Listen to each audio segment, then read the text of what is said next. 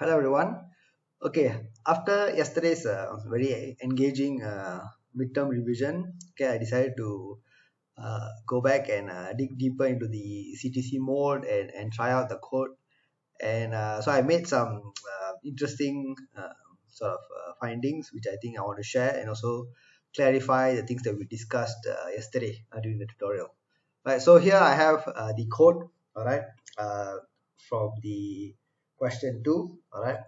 So I think that we had a lot of discussion about the register setting, the behavior, and so on, okay, which is what I wanted to clarify. Okay, as you can see here is the same code as we have, all right. And so I'm going to demonstrate to you some of the things that we discussed yesterday.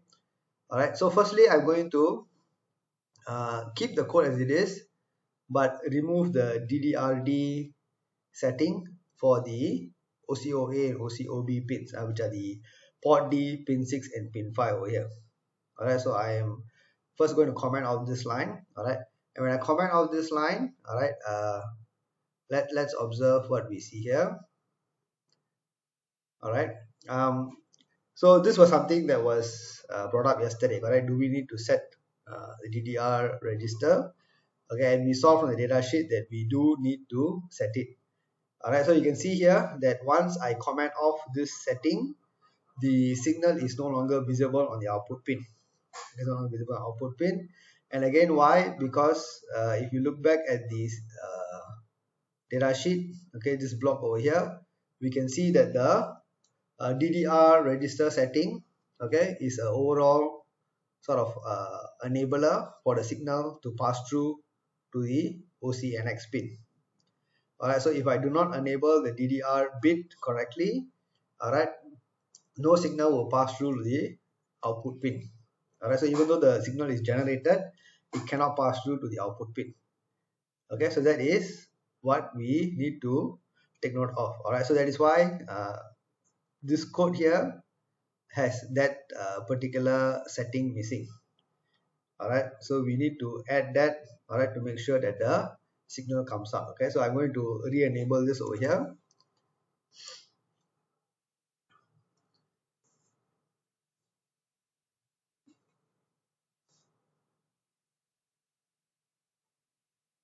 Okay, once that is enabled, okay, you see the signal coming out. All right, and for now it is not exactly the same code because now I'm just enabling the port OCR0A as toggling. Okay, enabling OCR0A as toggling, and whenever the signal is hit, that means a match between the OCR0A and TCNT, the output will toggle. All right, now what if I do this as well? Okay, 0 1 0 1, that means both output A and output B to toggle. Okay, so just to clarify, the top waveform here is OCR0A and the blue waveform here, the bottom one, is OCR0B. All right, so right now I'm going to enable both A and B at the same time. Okay, so let's see what happens.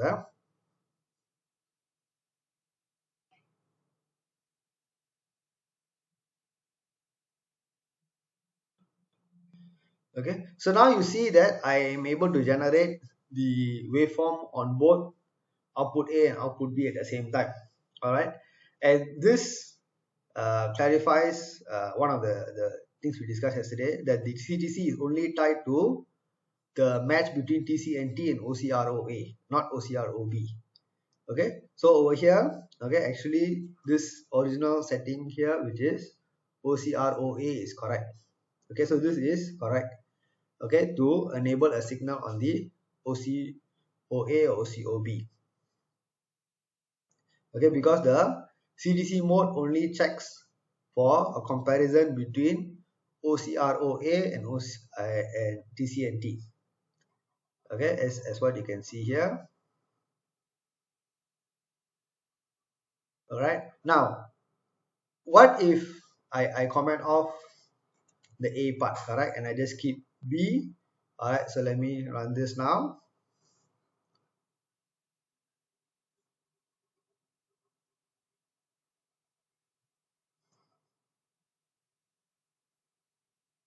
Okay, so now you see there is a signal on the channel 2, the same signal on channel 2, which is the OCRB.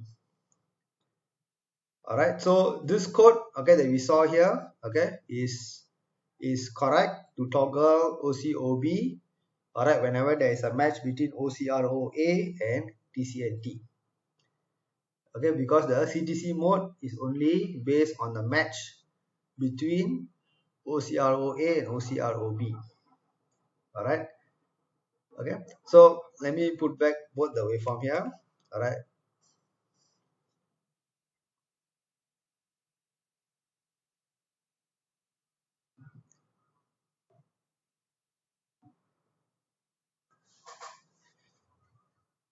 Okay, so now you see both of them, and again you can see the period is close to approximately 1 millisecond. Okay, which is actually what we wanted here. I wanted a 1 millisecond waveform. Okay, which is what we get. All right. Now the other question, all right, which is what if, then what is OCR0B used for? All right, does it affect my operation in CTC mode? So OCR0A and OCR0B are you can use it with different values to generate two different signals in PWM mode. Okay, that one we know. But in CTC mode, does it affect if I put a value for OCR0B? Okay, now by right, okay, in the data sheet there is nothing mentioned, but I tried it out. Okay, and there is some sort of unexpected behavior. Okay, if both of them are set. Okay, so let me show you. All right, so firstly you will notice that even though both of them look to be almost identical in this situation, all right, if I zoom in, okay, if I zoom in a bit, okay, all right, you will notice that there is actually a slight delay between the two signals. All right, there's a slight gap between the OCROA and OCROB. All right, now the moment I put in,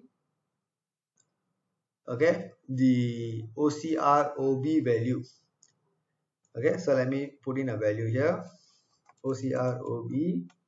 Okay, just let me put in a small value 5.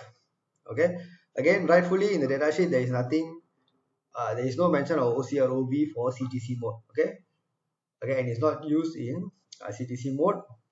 But if I put in any value, okay, let's see what happens.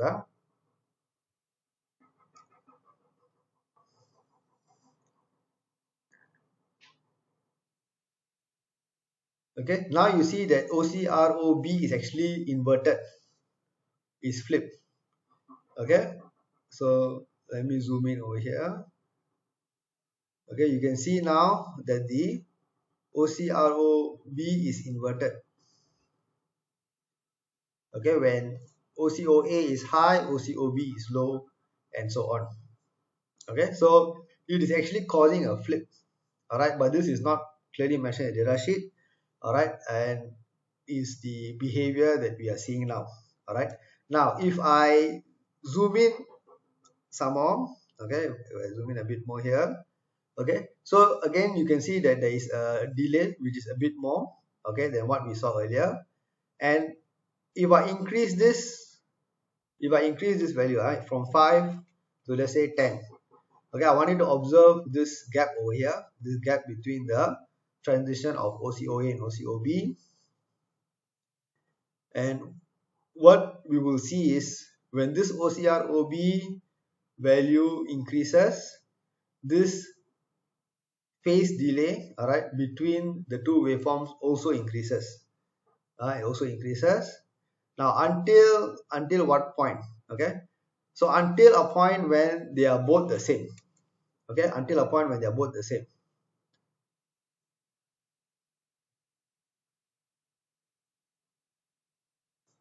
Okay, when they are both the same, okay, you will see that both the signals will now, okay, be in sync. Okay, so now you see now they are both back to being in sync. All right, and the moment I increase OCROB to be higher than OCR0A, okay, then the OCOB, okay, you will see that Okay, it totally goes off. It totally goes off. All right. So again, this behavior is not very clearly mentioned. All right, in data sheet. All right, and rightfully, okay, the proper way to use CTC mode is to not use OCR0B at all. All right, you just use OCR0A, and OCR0A, when there's a match between TCNT and OCR0A, you will generate the waveform, okay, on both OCOA and OCOB at the same time. All right, so this actually shouldn't be there. Okay, if you want to generate CTC mode signal on both the waveforms, I mean on both the pins at the same time.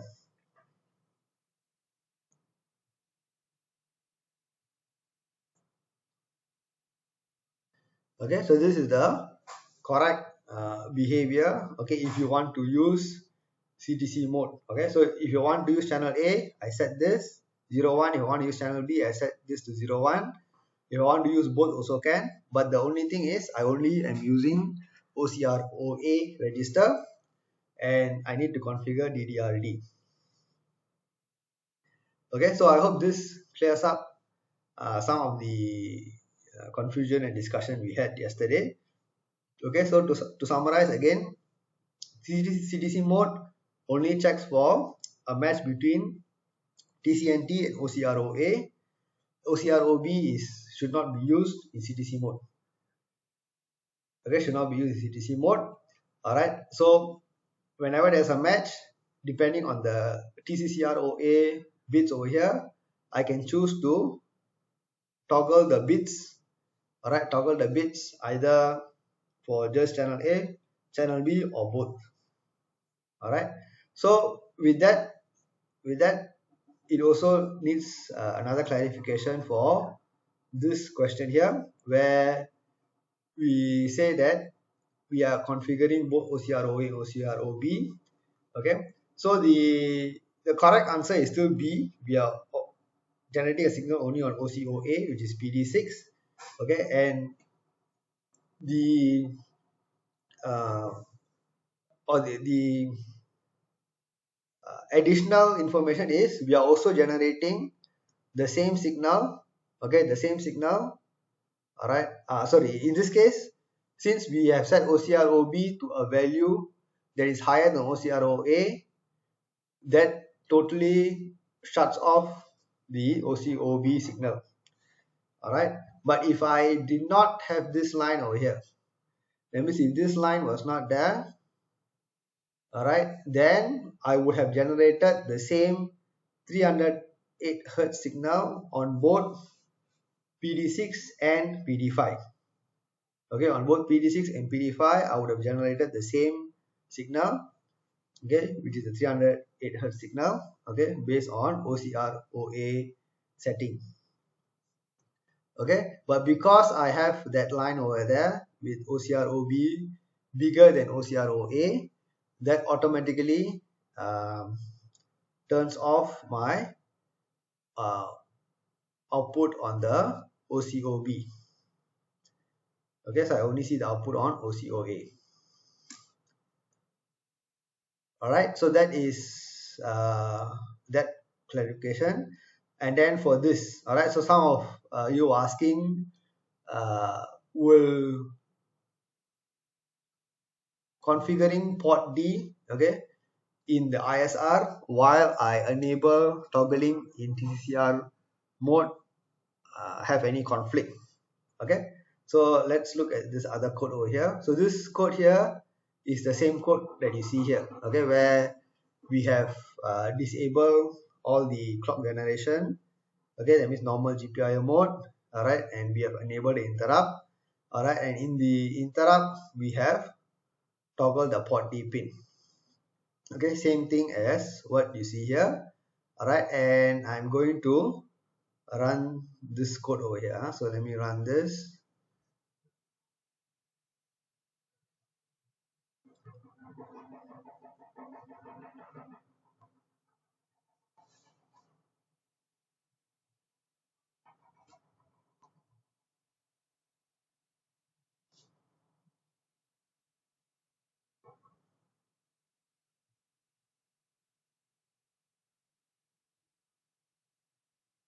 Okay, so you can see that I am now generating a square wave on the port pin. Okay, and this is through the port D toggling in the ISR. Okay, now to answer that, or to clarify that discussion we had, if now I do this, I enable the toggling mode in the TCCR itself. All right, so the waveform generation block is going to take over, and let's just say I do this in my ISR because the interrupt is still enabled. Okay, and I do this, I just say it is 0xFF. Okay, that means I write a 1 to all the bits. Okay, I write a 1 to all the bits. What is going to happen? Okay, so if the port D was able to override, okay, then it would make sure that it will always be at a 1. Correct, but let's just run this code and we see what happens. So I run this code. All right, okay,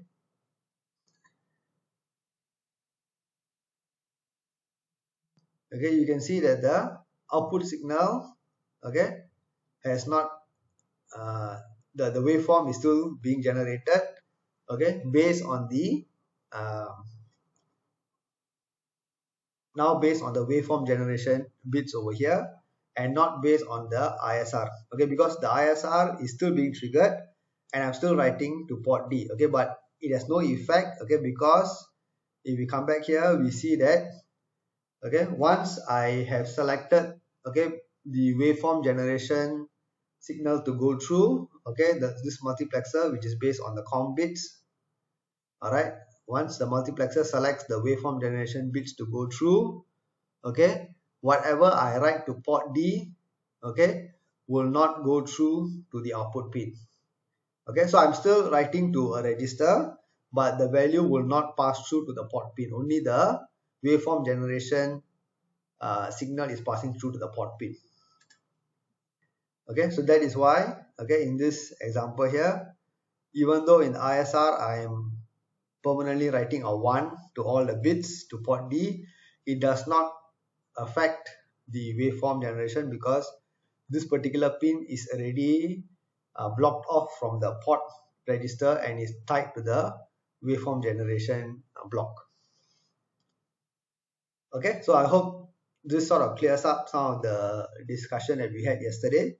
All right, so if you have any further doubts, okay, I'll be sending out a Zoom link in a while. All right, and I'll keep myself available. All right, and any doubts or anything you want to clarify, please join the Zoom call and we can discuss. Okay, so thank you, all right, and all the best for your assessment tomorrow. Goodbye.